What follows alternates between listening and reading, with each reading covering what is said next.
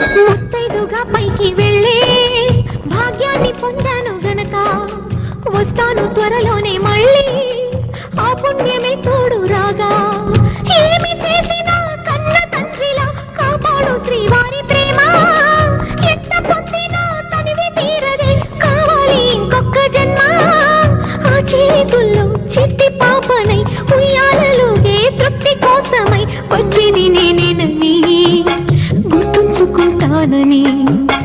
ఆ కొత్త జన్మానికి నా పేరే పెడతానని మాట ఇవ్వమ్మా చెల్లి, మరచిపోకి నా తల్లి. నా ఇంటిలో నువ్వు మళ్ళీ దీపాన్ని పెట్టమ్మా వెళ్ళి.